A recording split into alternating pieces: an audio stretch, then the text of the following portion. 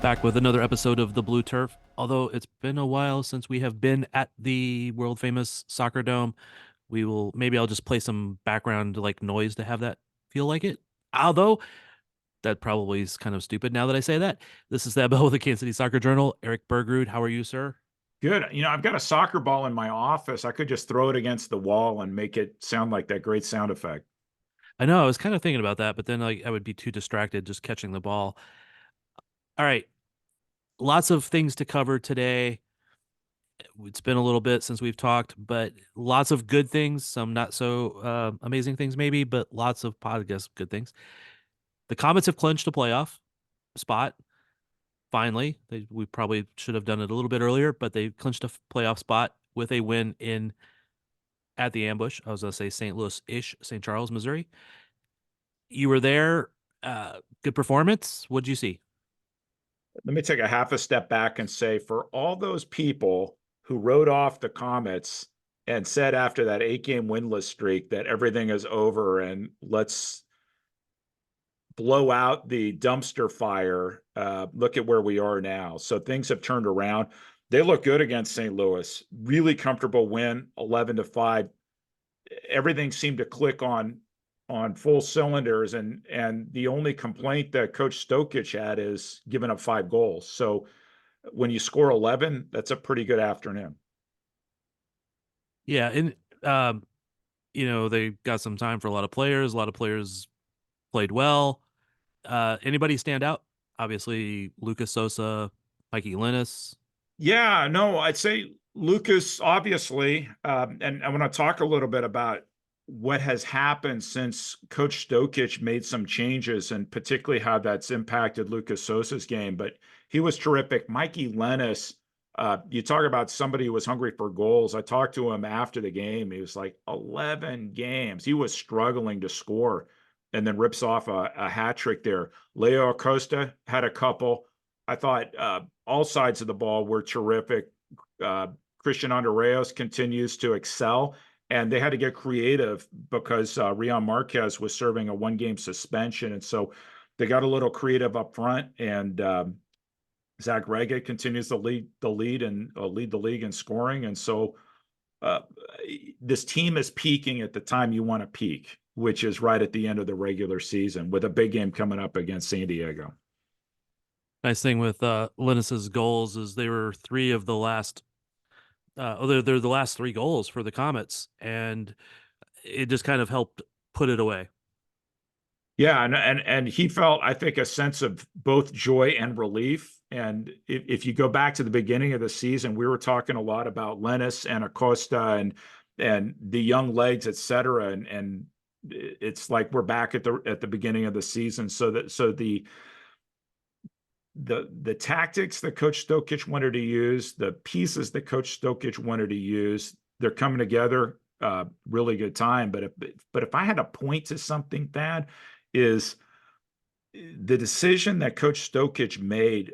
You might recall there was a weekend with 2 home games, one against Tacoma and then the next night against Empire. And the Comets lost to Tacoma in a shootout. Changing captain, change in lineup, and ever since that point, the Comets have been 6-1, and 3 players to highlight since those changes: Lucas Souza, 10 goals, 4 assists; Rion Marquez, 5 goals, 5 assists; and Ramon Palmer, who had been the captain since relinquishing the captain's armband, 6 goals and 2 assists. So it's worked out for a lot of players. It has. It's been good, and the one loss since then was Chihuahua. Yeah, and that was a tough game. 3-2 home loss, but competitive game against the defending champs. 2 big wins in California and wins all over the place now, and staring the 16-time indoor soccer champions, who I'm sure are going to want a little bit of payback after losing at home to Kansas City 9-4 at Pachanga. I'm sure they will. Okay, so in that difference, Nacho became the captain. Leo and Sosa were out of the lineup, And it's now official. We've since I think we recorded last. I'm trying to remember what all we had the last time, but it was announced today that Leo Gibson has retired, and it was announced recently that John Sosa had been released. I think was the right term. That is correct. And ironically, that was on the same day, right after the deadline of when other teams would be able to have brought him in. So a strategic move on the Comets not to have him end up at some place that could potentially hurt them in this playoff run. Yeah, no, I think that's right.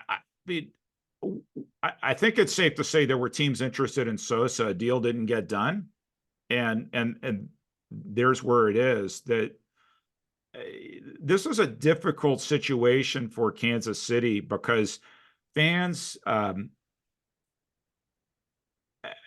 had great admiration, still have great admiration for Gibson and Sosa, and I think that ultimately Coach Stokic, from a tactical perspective, did what he thought was in the best interest of the Comets, and uh, there were all sorts of rumors and stories out there that the Comets just decided not to respond to directly, and some stuff that probably should have kept in the locker room got out of the locker room, and here we are today. So far, the response to Leo's retirement has been positive. Uh, Somebody asked the question, "Why did it take so long?" Well, I mean, there were a bunch of moving parts in terms of figuring out what day, what night to honor Leo, and I think more of the story will get there. But I go back to an interview I did with him. You mentioned the lineup change for that Empire game, Thad. I interviewed Leo for that game, and I didn't know that he was not going to be playing anymore. He, in very professional terms, recorded the interview with me before the game, had his Comets jacket, and he made what wound up being a very prescient point, looking at where the conversation went, that it was his wife Leishan who convinced him to come back to break the record, and he broke the record. Right? Yep. He broke the record. Now he can say all-time leading scorer in Kansas City indoor soccer history, and no one's going to be able to take that away from him. And this team is better now with the pieces that Coach Stokic has in place. And so hopefully there'll be a little bit of healing with, I don't want to say with all the fan base, but some of the fan base. But ultimately, this is Stefan Stokic's team. And I think it's the team that's best positioned to make a run in the playoffs. And we can talk about different playoff scenarios, but I'm looking forward to the ceremony. Still waiting to hear a few details, but it'll be great for Leo Gibson to take a bow in front of his home fans. Yeah, and you and I were both in a spot where we heard a lot of things and knew some of them to be 100% true, some were still not, but we just weren't in a position to say those things because sometimes you can't say things that you hear, and sometimes it's best not to say things you hear. But let me say that from the day that I heard this happen and I'm trying to get information, everything was about we're going to honor Leo at the right time, and we're not going to say anything until we decide how to do that and when. Some of the stuff I heard, I don't know if that's been a couple weeks. I don't know if those things are still coming true, so I won't say exactly what. But it was all about trying to honor Leo from what he did and the great player he is and was for this team and just in general the great human being he is. I want to say again, I can't say quite everything that I've heard because I haven't been given that authorization. I guess I'll say I think that the treatment for Sosa has been way better than people may think that it's been, and I think that will come out over a lot of time also. And I wish Sosa well wherever he ends up. And yes, I do know that there was at least three teams that were wanting him. There's some reasons why the Comets did what they did and how they did it, but it was more to just not be critical and to also give some people the space to do what they need to do. I don't think I can say anymore. Does that sound fair, Eric? No, I think that's totally fair, and I think there will be a time for John Sosa to take his curtain call in Kansas City, and this week is not the week. This is Leo's week, and Leo should have the spotlight to himself. I think a theme that we've had on previous podcast episodes is the passion of the Kansas City fans. Kansas City fans are committed to their players and committed to a fall, I would say. And I've mentioned this a couple times. You recall that trade last year with Reggett coming from Harrisburg and Tetsani Da Silva and Schmerman heading there. There was a lot of backlash there. I mean, the end was near. How dare the Comets do it? And then Reggett ripped off 5 goals in his first game, right? I had a good conversation with Richard Schmerman the other day in St. Louis. There are no hard feelings, and in fact, he's in a better place in St. Louis. He was driving, and fans probably don't appreciate this. He was driving to practice from St. Louis. You recall that he was released by the ambushed Comets, or traded maybe by the ambush to the Comets mid-season, and he was commuting every day. That was his commitment to keep the game. It was really tough from a family perspective, and he wound up back in St. Louis, and he told me he's extremely happy. So we don't know as fans, we don't know everything, and we can surmise a lot. And social media, in some cases, makes stories grow a life of their own, which may or may not be 100% factual. Yeah, and it's I won't say that the Comets have done every single thing correct or perfect or whatever, but I will say that they are usually trying to do the right thing by the players. They may not, the players may themselves may not always see it that way. Well, and I heard, And Dad, I heard from a few fans who took a shot at us, the announcers, for towing the party line and being told what we can or can't say. I mean, I think anything that we've done, it's been out of respect for players and respect for the organization. And, history can determine whether that was wise or not. But in the end, I believe that both Gibson and Sosa will get their due reward in terms of tribute. yeah, I fully expect to see a jersey hanging from the or banner hanging from the ceiling for Leo, if not both Leo and Sosa. Sosa definitely there's no time to do something for Sosa now, not because it's the end of the season, but because he will likely still play. Right. It just won't be necessarily for Kansas City. So I would actually love to see him still in Kansas City, but this is going to be the me being critical aspect because Sosa has been such an amazingly good player. He had slowed down a bit and he needed to maybe play only in certain situations. And because I think he's still the best restart taker in the league, whether it's laying off the pass or taking the shot. Yeah, he's still top 10 in assists, and it would have been interesting if he had played a whole year. Everybody's been talking about Marcio Leite as a potential MVP candidate, where Sosa would have been had he played the whole time. To show you the difference, though, if you were to walk through, you don't have to watch the full 2.5 or how many ever hours of Sunday's game against St. Louis, but just watch every Comets goal. They destroyed the ambush on the counterattack, destroyed them. And it was the young legs. And you can see where St. Louis has problems in terms of recovery when you lose the ball. It's unfortunately uh, how do people saying, I mean, I'll say it nicely, getting old is a challenge, right? There's probably a more direct way to say that, but you see the difference when younger players can come in and they can run both ways, and Kansas City exploited St. Louis time and time again this past week. And time will tell where the Comets will end this season. Yeah, the modern state of indoor soccer is very much a transition game, not a possession game, not a two guys on the attack game. It's a everybody go, everybody get back, and that's hard to do when you're getting old. Uh, like you were saying about how getting old is a challenge. None of us gets out of it alive. That's it. That is it. All right. So that was kind of the Comets made the playoffs. Got a good win in St. Louis ish. We've talked about Leo, Sosa. We I know you've done the math on playoff potential scenarios. You want to lay that out? Sure, let's talk about this weekend because this weekend is critical. I think it's safe to say that Utica City is in the driver's seat to get the second place spot. So Monterey 23-0, a chance to get 24-0. We'll talk about their competition.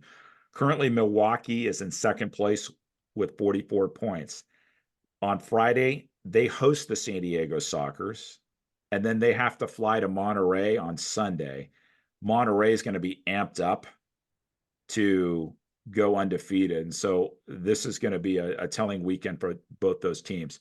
UCFC, 2 games against St. Louis, and then I believe they end up with Baltimore. And so it's either Baltimore or Harrisburg. They have probably the best position to finish second. And then you look at the Comets. Yeah, Baltimore's that last game. The Comets have 1 game left. It's against San Diego. San Diego will have played the night before in Milwaukee. And so in theory, you're catching them on a good night. What I'd say about the Sockers is their injury bugs, they've recovered from that, and particularly with Gabriel Costa coming back in the lineup. So they will have pieces in the lineup that weren't there when the Comets won at Pachanga. But if San Diego were to create problems for Milwaukee on Friday night, Kansas City is put in a position to take care of business and potentially get the third seed. So at the highest level, if Milwaukee doesn't get at least 2 points this weekend and Kansas City can win in regulation against San Diego, Kansas City will leapfrog Milwaukee. That's basically it. And a lot of things could happen, but I expect Monterey to have a full roster there on Sunday because they're going to want to go 24-0. Milwaukee is going to try to do whatever they can to hold serve. And San Diego is sort of the X factor here at that because they've clinched the West. I guess you could argue that they want to make sure on tiebreakers that if Monterey would fall in the playoffs, that they would get home field advantage. But they're still in a good position regardless of what happens this weekend. They may want to rest some players, which I'm sure the Comets would like for Saturday night, not so much for Friday night. But here's the X factor. Tavoy Morgan and Zach Reggett are both competing for the scoring title and MVP. I would absolutely expect Tavoy Morgan to try to light it up both games this weekend. Yeah, no doubt about that. They both want that. And Zach just has the 1 game left. Yeah, and Tavoy has 3. So uh, you never know how voters are going to go, Thad. I mean, it's conventional wisdom that the MVP is going to be the scoring leader and the defender of the year is going to be the shot block leader. If you were to project out, that would probably be Tavoy Morgan and Berto, but I don't know. It's a weird year. There are a lot of good players near the top of scoring who will split the vote. And Marcio Leite is leading the league in assists, and I think a lot of people will vote for him for Defender of the Year. So who's to say how things will shake out? What I don't know about Marcio is he went down hurt on the game this past weekend, and we were watching the replay. This was a game at Dallas. We were trying to watch the replay on the bus ride back from St. Louis, St. Charles, I should say, right? I don't have a good sense of how healthy he is, and that could have a definite impact both Friday night hosting San Diego and at Monterey. Yeah, for sure. It's of course we're not going to get anybody leaking that information to us, I don't think. But by the end of the night on Saturday, we will know. We will know whether we'll know a lot. We'll know a lot Sunday for sure after that Monterey Milwaukee game, but Saturday night we'll know a lot. And so here are the 2 basic scenarios. The Comets play against Monterey if they're the 4 seed, which would be the first game at Cable Dahmer Arena, and then they'd go to Monterey for the second game in a potential extra time game, formerly known as mini game. With the third seed, what's interesting is they would be competing against UCFC, and UCFC has some arena problems because Utica is going to be hosting the Women's World uh, Hockey Championships. And so they have a limited number of dates available there. And I've heard all sorts of stories like Utica may forfeit home field advantage, play the first game in Utica and then go on the road. I've heard about Utica possibly playing their home game in Rochester. I'm not sure what to believe. I would say stay tuned. And so that's probably the scenario the Comets would prefer. But ultimately, if you're going to want to win the championship, you'll have to beat Monterey at some point. It's a question, do you want them in the first round or the second round? Yeah, I think I'd rather them in the second round. Just I think most people would. and if nothing else, it looks better to have advanced to the second round than to lose in the first round. Well, so one thing about Monterey, I would say, is they have played at two different arenas, and there were a lot of problems when the Comets played those two games uh, down at Arena Borregos.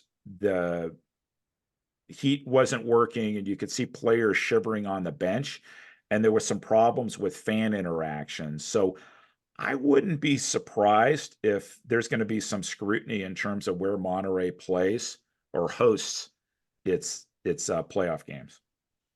Yeah, no doubt.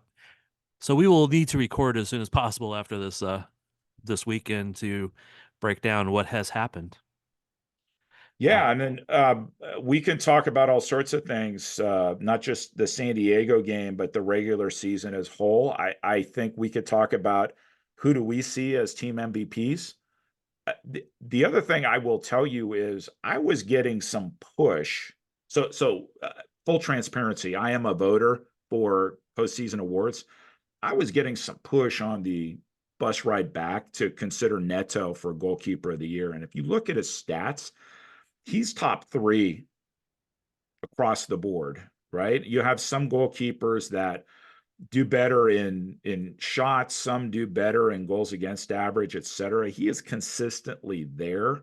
And so you could make a case for him if you're trying to figure out there are reasons. Let me do this a different way. That there are reasons not to pick some of the other goalkeepers.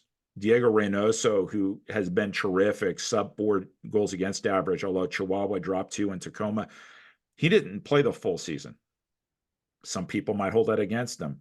Berna Valdivinos, who midway was my goalie of the year, he's been splitting time with Christian Gutierrez, so he hasn't played the full season. I mean, the games that Neto's missed have been out of primarily injury, but he's been the primary Kansas City goalkeeper, and so you could make a case for him. Some people are making a case for Willie B, and so I that one I'm not sure where it's going to go. Just like I'm not sure where Defender of the Year is going to go, but we could talk about all that in the next episode.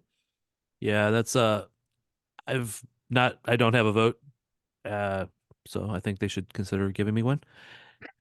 However, I would have to look really closely at a lot of the stats a little deeper, not a little more deeper, a little deeper. Uh, it's hard to judge right now. I mean, they are so many players that I would have to just kind of like weigh back and forth very carefully. In the past, it's not been easy either. Well, I think for sure we can conclude that newcomer of the year is going to be Marco Fabian. I think that one's a Yeah. guarantee. And then you move beyond that, that's when it gets dicey. And so I think there are some comets that are will be in under consideration in every other category. And that's not to take away from Leo Acosta's year. I think he's been terrific, but Marco Fabian, I mean, he's been lights out since joining the Strikers. Is there an all rookie team this year?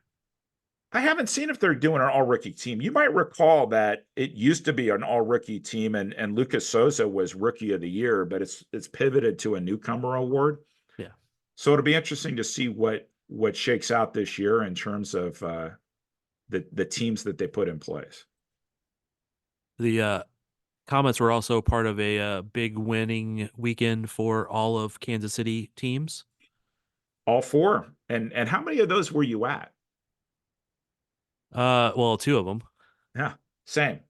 Not the same too. No. Which two are you at?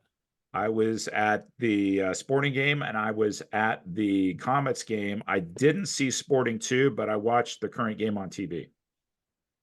All right. Yeah, I was either at or watched as much of all four as I could do. I saw most of Sporting 2. I saw most of the Comets, although more was in the second half. Yeah, just bouncing around from different places. It was a really entertaining weekend. Current 1-5-4, open a new stadium. Sporting 1-2-1, coming back from a goal deficit.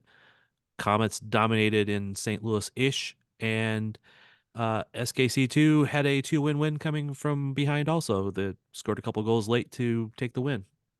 I Lots of think great play. I think I can share a story that won't get me in trouble and you'll appreciate this. So we were riding back from St. Louis. We caught the end of, oh, excuse me, St. Charles. I caught myself there at that.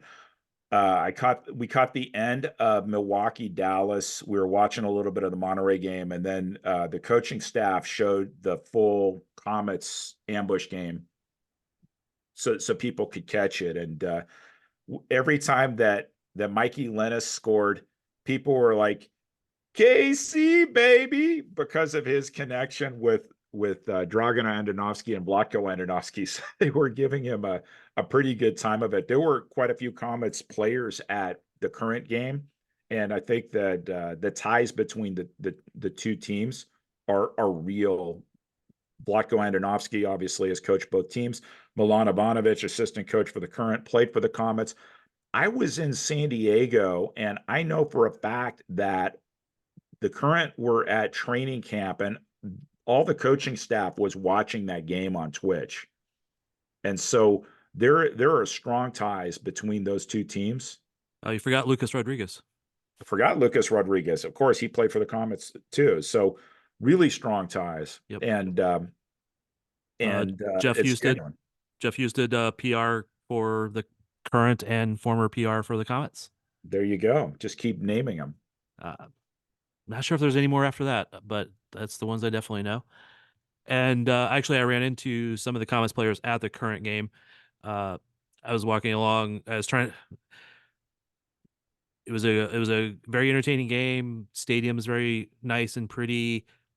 They built it into as a tight a spot as possible, so it was a little bit of a challenge getting from places to places. But I'm walking, trying to weave my way through a crowd of people, and I look over and I see this guy, and I go, "Man, that guy's got some interesting. I know that guy. That's Christian Andereos." Of course it was. Yep. And Sosa, Lucas Sosa, and Christian's wife, and they're like, "Oh, take a picture." And so I start to take a picture and then move on, and they're like, "No, wait, wait, wait!" They start yelling, and so Matt Gordon was there also, and a girl who was probably his daughter. I don't know.